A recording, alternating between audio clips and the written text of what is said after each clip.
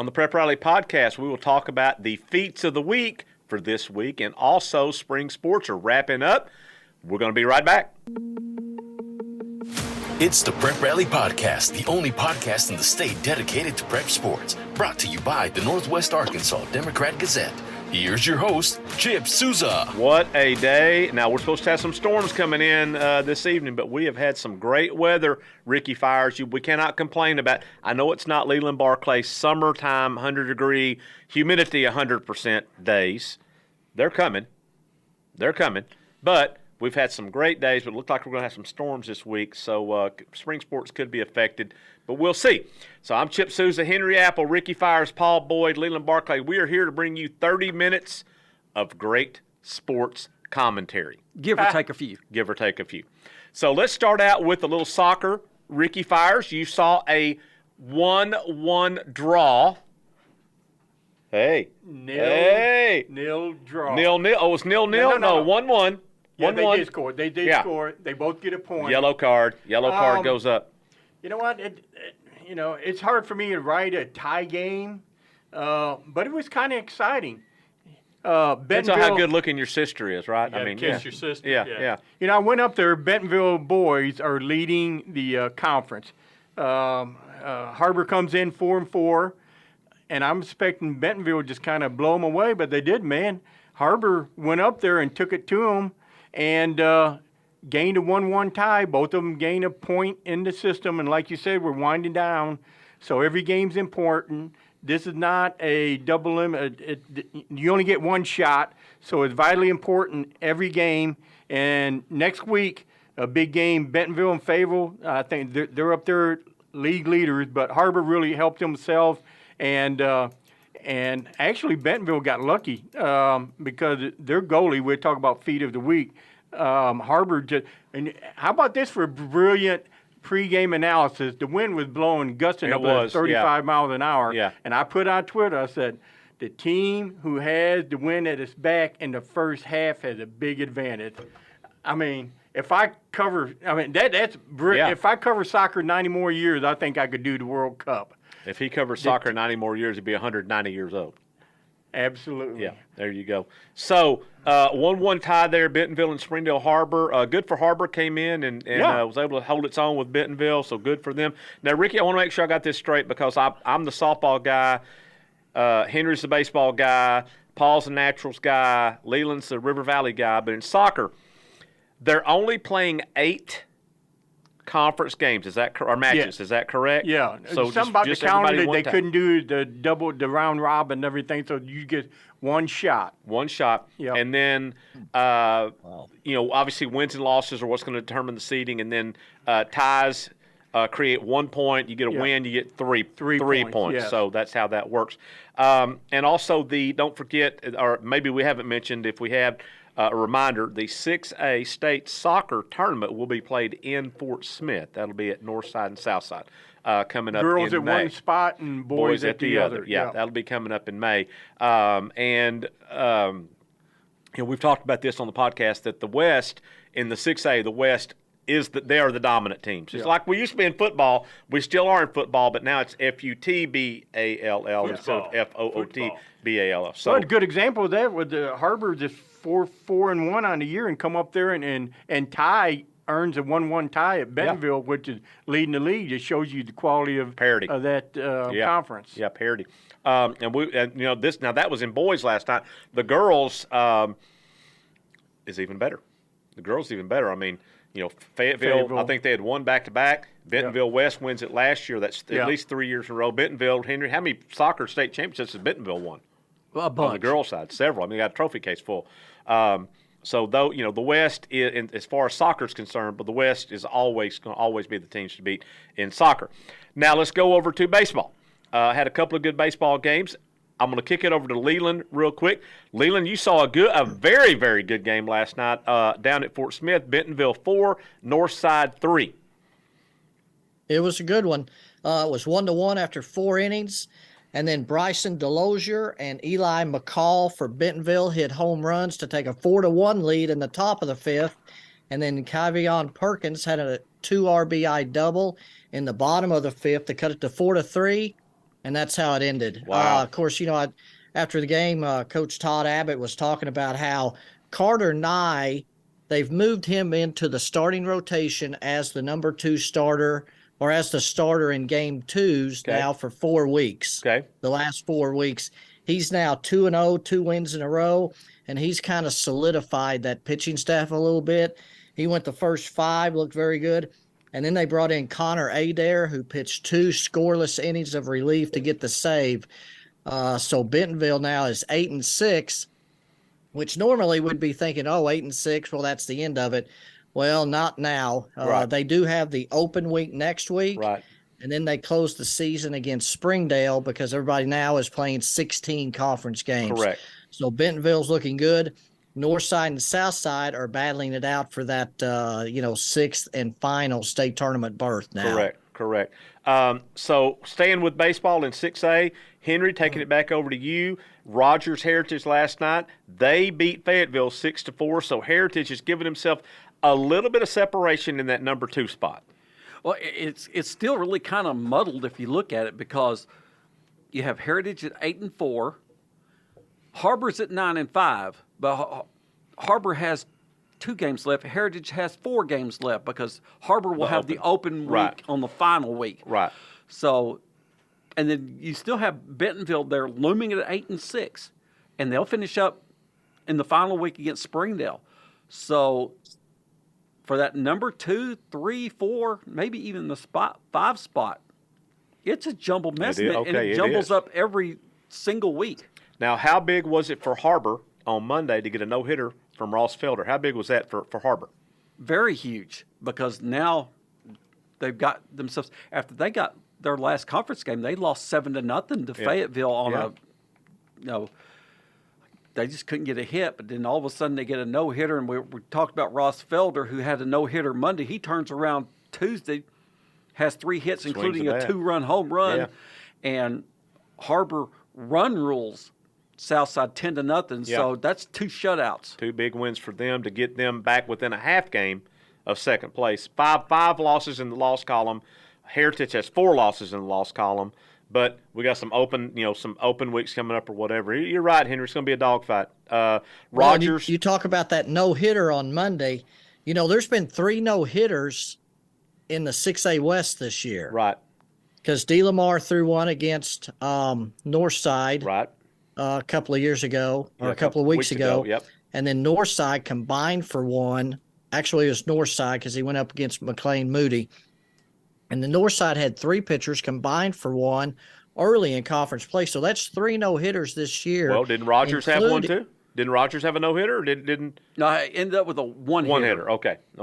So 2 of those were complete game no-hitters. That's the first time that I can find since 2010 that there has been a complete game 7-inning no-hitter thrown in the conference. And I bet Paul covered that one in 2010 because that was Rogers Heritage. Yeah. Wow. So that's a rarity. There's been some 6-inning no-hitters. Like Casey Ford had a 6-inning no-hitter in 2014. They won 12-2, but there's still a no-hitter. So there's been 5-inning and 6-inning no-hitters. But to throw a complete game 7-hit no-hit shutout is pretty rare in the conference. That is. Let's also, while we got you here, Leland, let's talk about the 5A West, where Greenwood got completed a sweep yesterday, and they are perfect so far in the 5A West. Absolutely. They're 10-0, along with Greenbrier, who's 10-0. Greenwood yesterday won 11-5 behind Aiden Kennan, who improved to 7-0. And then, of course, Grant Carnes pitched the nightcap, and they won 6-5 on a RBI single in the bottom of the 7th inning by Weston Pashear to get that sweep, which knocks Mountain Home now down into close to a third. I think they're still 1 game ahead of Van Buren in the conference standings. Van Buren got a sweep as well, going to Harrison, getting a 13-0 win and a 23-3 win. And in the first game, Presley Nichols went the distance, struck out 11. He also homered in his first at bat and then was walked intentionally 3 straight times. Put him on. and was walked intentionally once in the second game. Wow. So that makes Van Buren's kind of surging now, getting close to a state tournament berth. But Greenwood and Greenbrier 10-0 in the 5A West. They play at Greenwood May the 2nd, That's gonna be a doubleheader. good one. Also, I'll mention in the lower classifications, Henry, the Farmington Cardinals wrapped up the 4A1 conference regular season championship yesterday. I believe I saw the third straight season that they've won the 4A1. And the Elks won the 3A1 conference. They went undefeated in the 3A1, and they wrapped up that conference championship. Yeah, an impressive note. They swept a doubleheader from Green Forest. I think the final scores were 16-0, 16-1. Missed that extra point, Paul. They'd have had it. 17. Now, the first win Monday against Green Forest was Coach Hunter Corbell's 100th career victory as well. Congratulations to him. So he got that. And also, Greenland won the 2A1 conference. Yeah, okay.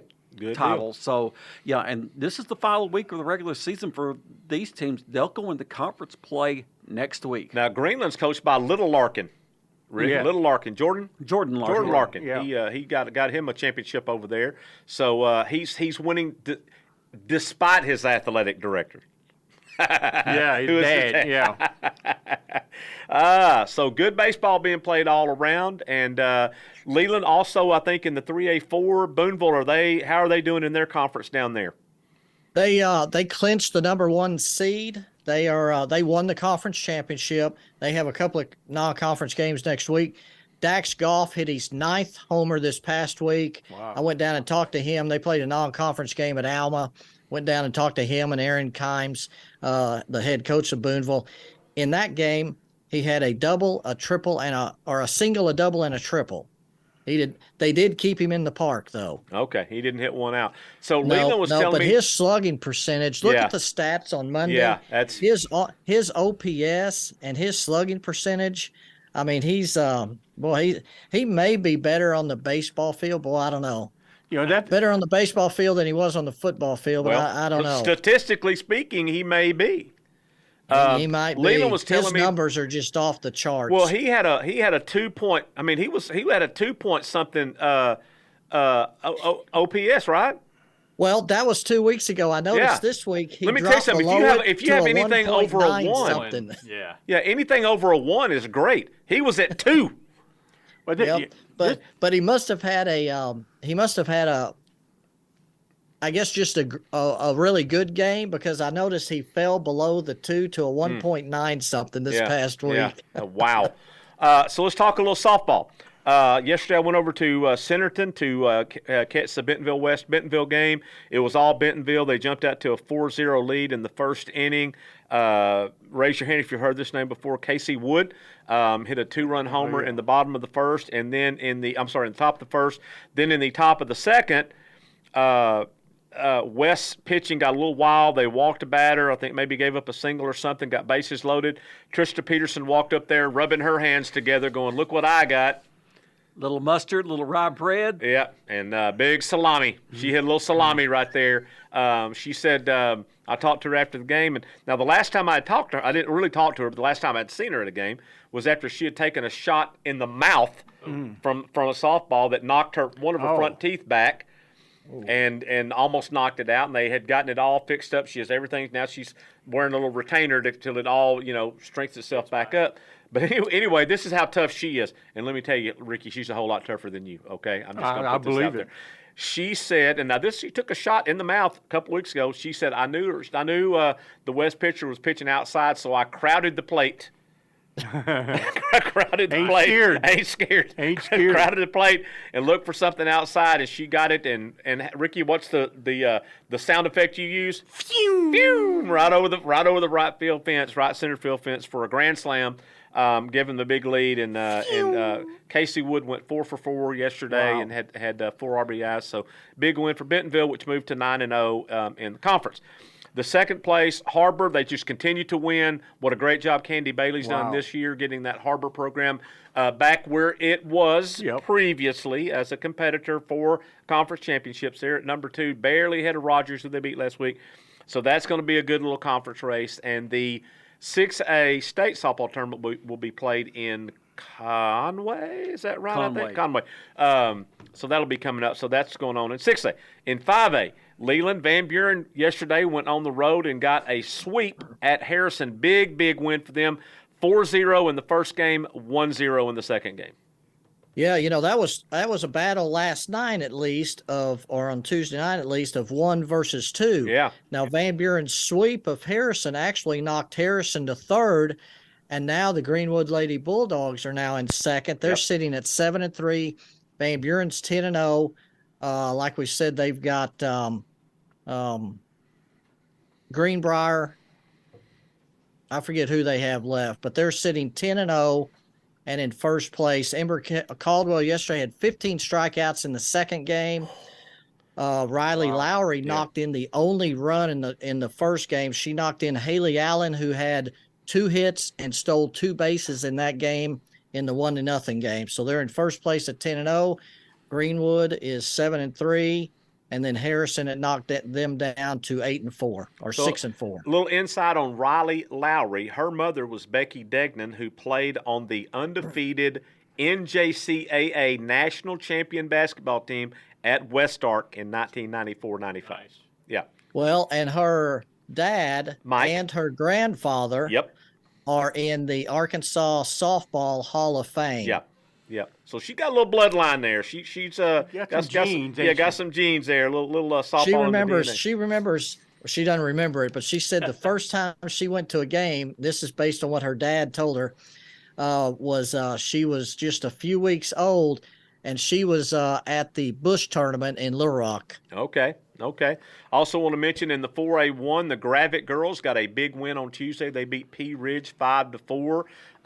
Also, the Farmington Lady Cardinals improved to 15-1 in the conference. So you got Gravett, Pea Ridge, and Farmington all right there, just slugging it out in the 4A1, and that'll be a great district tournament, which will translate probably into a great regional tournament, which will translate into a great state tournament for the 4A1 teams. Hey, what a great year for Farmington in all sports, of football, both basketball teams combined, 50-2 or whatever, state champion there. And now you move to spring sports. Baseball won their conference. And baseball. Softball's in that mix. And now I think they even play a little soccer. Henry, the 4A1 conference district baseball and softball tournaments will be played at Gravett next week. Right. Is that right? Next week at Gravett. Now, Paul, I know you've been over to Gravett. You remember how nice facilities that they have in Gravett. Beautiful. Well, now they've turfed them. Oh, nice. Oh, yeah. Nice. Oh, yeah. So they took it from very nice to, yeah. Ooh. Wow. Yeah, nice. So that'll be there. Also want to mention, also in the little bit of lower classifications, the Mansfield girls are on a roll. Yes. Leland, they're probably going to win the 3A 1 or 4. I don't remember which conference they're in. I think the 3. I don't know, Henry. It may be Leland. Are they 3A4 or 3A1? Mansfield. Mansfield, I believe it's 2A. Are they 2A? I think it's the 3A1. Because I thought Hackett is 2A, right? Is Hackett 2A or Mansfield 2A? Yes. Hackett's 2A with Lamar, right? I mean with Lavaca. Or is it Mansfield 2A with Lavaca? Mansfield's 2A. Mansfield's 2A, Lavaca 2A. Is Hackett 3A? They're 2A. Okay. Woo. Well, that's going to be a heck of a battle, region. man. Yeah, that'll be something else. So anyway, good softball all the way around. Henry, you're the track guy. We also want to mention too the McDonald's relays for track is tomorrow Thursday at Southside. That'll be a great track. Weather permitting. Yeah, we're supposed to get storms. Especially that 100-meter dash between Damari Smith and Nick Bell. Yeah, there you go. So that'll be a good one. But any other big highlights in track, Henry, that you want to mention?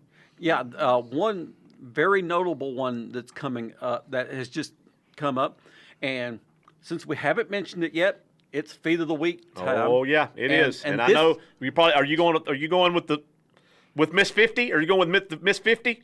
Nope. This is okay. Something else. Okay. All right. This feat happened with 8 feet. That had to be relay. Like a cow? Or an octopus. Yeah. So Bentonville's 4 by 800 meter relay team in So girls. that's 4 girls running 200 meters. No, 4 girls running 800 meters. Ooh. Oh, wow. Ooh. Okay. 2 times around That's the 2 track. times around the track. They went to the Kansas Relays Saturday, Okay. and for the second straight week, they have surpassed the state overall record in that event. Wow. They ran it. Wow. The state record.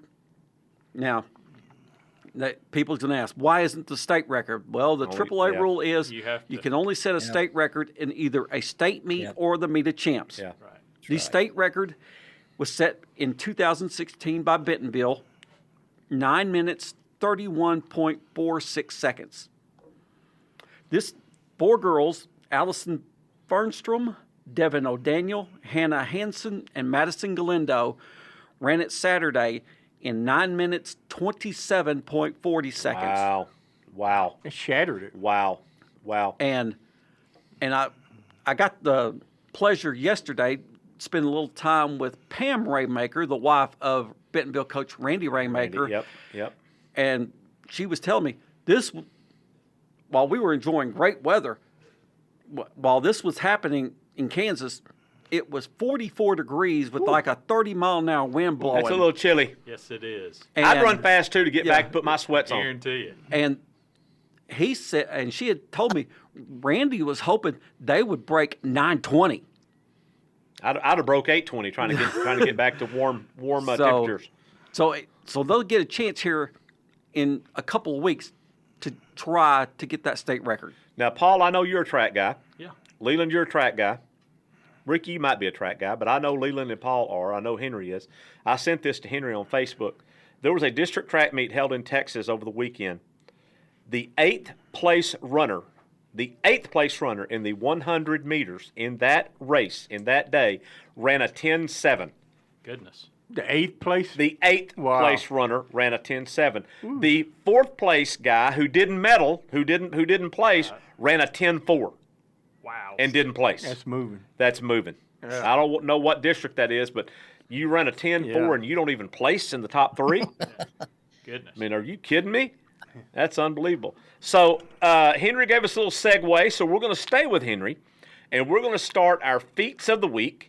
Henry is going to go first. We'll go around the table and see what we got. Henry, you are on the clock. Well, actually, I'm going to defer it are you because doing your- I you're did using your track. relay? Well, I could you do got- a second one. oh, you got two? But Okay. I'm going to defer it to the person who saw it, and that was Leland. Okay, all right. So Oh, you yeah. got your feat of the week, Leland. You're up. Well, I have, I've got a couple, but yeah, Ross Felder, and I tell you what, Yeah. he was great to talk to after the game. He threw 58 of his 98 pitches for strikes. He got so struck excited. out on that. 11. He started thinking about the no hitter, and he started thinking about it a little bit in the 5th and 6th. Well, then in the 7th, after a strikeout, he walks 2 batters in a row. Okay. Now he's starting to think, hey, let's just get the win now. Yeah. Then he's got 2 called third strikes to end it, and for a no hitter, which, like I said, along with Jason DeLamar's back a couple of weeks ago, that's the first complete game 7 inning no hitter since 2010 in the conference. So, Okay. what an amazing feat for him. Well, you said you had another one. You have another one? Well, I've got, I could go with Anna Woolsey, who scored 50 points Miss 50. again. We're changing Won her the name to 100, Miss 50. 200, Yeah. Won the 100, 200, 400, 100-meter hurdles and the long jump or the high jump. Pole vault. Or I could go with Makenzie Freeman, who threw her 4th and That's 5th mine. perfect- That's mine. That's mine. Okay, well, I said I could go with that one, but I'm not. Or That's I could mine. go with Allison Get off my Edwards, turn. Get off my lawn, man. Get off my lawn. Okay. Well, I could go with Allison Edwards, but Rick Fires has already made her the player of the week. So I am going to go with Lexi Franklin, who got her 600th career She did. strikeout. She did. And in a 6-5 win over Gentry on Monday, she had a double, a triple. This is in addition to pitching. Yeah. She had a double, a triple, and a solo homer in the bottom of the 7th to win it. Wow. That's a pretty good day, Ricky Fires. That's Absolutely. a pretty good day. Yeah. All right, Ricky Fires, give me your feat of the week. I was joking earlier about the soccer game, and I said whoever had to win in the first half, and my goodness, Har-Ber hit Bentonville with everything. 5, 6 shots on goal and everything. And Bentonville, the home team, the league leader, probably would have lost that game if not for the play of Eli Alexander, freshman goalkeeper. Oh, freshman. Yeah, and it was an assault on him because Har-Ber knew they had that 35-mile-an-hour wind behind them, and they brought an extra attacker, a striker up, and they pummeled them pretty good there, especially in the first 5, 6, 7 minutes, and then they kind of slacked off. They got one past them, but this little freshman, I said, man, that kid's playing well. What grade is he in? Freshman. Wow. I said, what? A freshman? What? So he's playing against seniors, and he did an excellent job to keep the home team, the league leaders, from losing on their own turf. So Eli Alexander is my feat of the week. For his FEET, but he also uses HANDS, hands, as a goalie. You can use both. That's it. Yeah, you can do both. All right, my feat of the week, which Leland kind of gave you a little bit of a sneak preview, was Makenzie Freeman of Hackett. She threw her 10th career perfect game. Now, listen, this game, Leland, did you follow this on Game Changer? It was a 1-0 game through 6 complete innings against Charleston, who, previous to playing Hackett this game, absolutely pummeled a very good Lavaca team. Charleston is legit. And then Hackett ended up scoring 4 runs in the top of the 7th. They ended up winning it 5-0. But a perfect game for Makenzie, perfect game number 4 for this season, number 10 in her career. And, oh, by the way, she's a sophomore. Oh, my goodness. She is a sophomore. And the 10 is a state record. It is a state record. So she has the record now, and I will imagine that record will be – she's going to be – her by the time she's done, she's going to have the – nobody's ever going to touch Pete Rose's hit record. Nobody's ever going to touch DiMaggio's 56-game record. Yeah, that record. Hell, maybe nobody's ever going to beat the Miami Dolphins' undefeated record. Maybe. I mean, What about games played, Major League Baseball? Could be Cal Ripken. So Makenzie Freeman is going to be right up there in records that will never be touched. Yes. She will be that, I would imagine, by the time her career is over with. No pressure there, Makenzie, but it's there for you. And Henry, did you have one more, or were we good with that? Good with yours? We're good with that. Like I said, I was going to defer Okay, that one. So I got to tell you guys a story, and our listeners a story, and Leland, I think you will really love this. So I'm helping my son coach a coach pitch baseball team, 8 and under, and my grandson's on the team, my son's son, Boston's on the team. We're the Dirtbags, by the way, and the boys love Appropriate. that name. Yeah, they love that. Fantastic. So Paxton Helmkamp is on our team. He is one of the younger boys of Dustin Helmkamp, who is the Har-Ber coach. Now, let me tell you, on Sunday we had a practice. Our little boys had a practice. We practice on Sundays, and we were up there, and we got a little boy on our team who's never played before. He's a single-parent home, never played before, and he was struggling hitting the ball, and Dustin was up there, and Dustin came over and said, would you mind if I worked with him a little bit? Now, first of all, this is the Har-Ber baseball coach who's got plenty of things to do on his plate. Got more. But he said, I see a little boy who's 8 years old who's struggling. I want to try to help him a little bit. So, Paul, you'll love this. This little boy he's our catcher. And now it's coach pitch, so he's but he plays there all of every game. And so anyway, Dustin takes him out to right field and has him out there for about 20 minutes. And I'm glancing back, seeing if he's ready to come back and hit again or whatever. Finally, after about 20 minutes or so, he comes back. He says, okay, and the kid gets in the box on the left-hand side. Not the right-hand side where he had been it, but on the left-hand side. And he gets up there, and he hits a couple little balls down the third baseline. I'm like, ooh, he's just converted this kid into a Henry left-handed hitting catcher. Okay? Nice. How valuable is that? Okay? All right. So he helped him a little bit, putting the bat on the ball.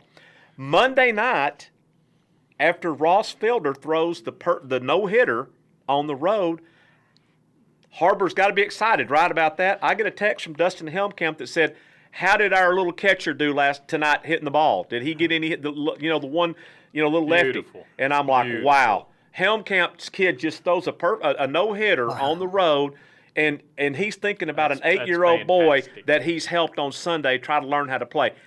That's what makes Dustin Helmkamp different. That's what a man giving back to little kid. That's what you want in a coach. he saw something right there. So, Yeah. man, I always knew Dustin was like that, and Yeah. I love that story about him. Yeah, it's a great story, and I'm like, fantastic. man. And I sent him back a text, and I said I had because he got a hit Monday night. Great. He got a hit, almost the left got side? two. Yeah, from the left side, almost got two. One went lit, just barely fouled, and he swung at the next one, missed it. But he got two hits on the left hand. I got one hit on the left hand side, good. One that's a little bit fair, so almost got two hits. But anyway, so I sent him back a text and said, "Dude," like with 10 exclamation points. First of all, I saw how awesome is it that you're thinking about an 8-year-old kid after your kid's just thrown a no hitter. That's awesome, and he did great. And thank you, thank you. And so anyway, it's funny.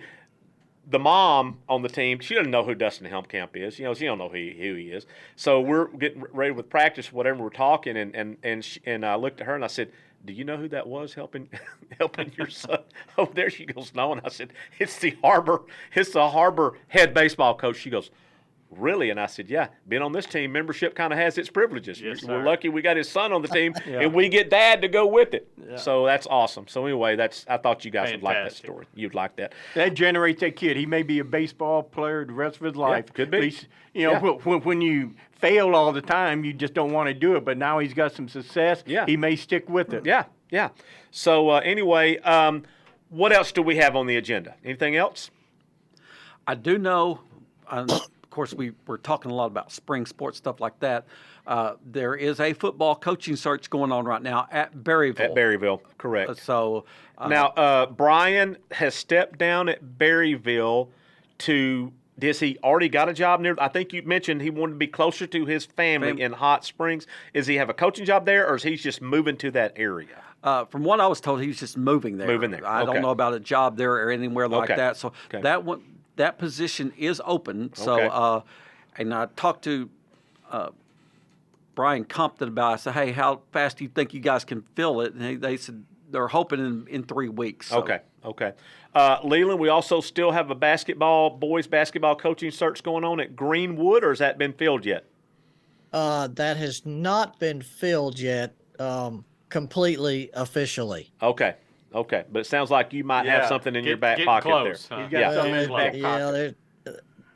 Yeah. there's an interesting story. And then also Alma girls coaching position is also still open. That is correct. That's correct. Also want to mention, too, Henry, let the people know what we got coming up for track, because track is on a faster track for the spring. How do you like how I worked that in there? Not bad. On a little faster track than the other sports. So tell everybody what we got coming up for track here pretty soon. Next week we will have conference meets. Okay. So, like the 4A1, the 6A West will be at Rogers Heritage. The 5A West, all conference meets will be held next week, whether it's Tuesday or Thursday, whatever the case may be. The following week we go into state meet mode. Right. Where Tuesday we'll have the state on that Tuesday. The state 4A meet will be at Clarksville. Gotcha. And that's where, if you want to go see Anna Woolsey run, and she's going to complete one of the most decorated girls' track careers this state's ever seen. She's on a run like nothing I've ever seen before, where she has scored 50 or more points.